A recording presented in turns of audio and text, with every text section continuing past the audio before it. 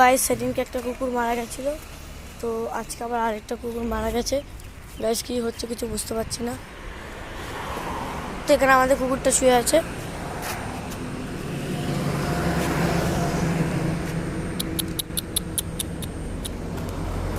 তো আমাদের কুকুর শুয়ে আছে এখানে, কিন্তু খুব খারাপ লাগছে।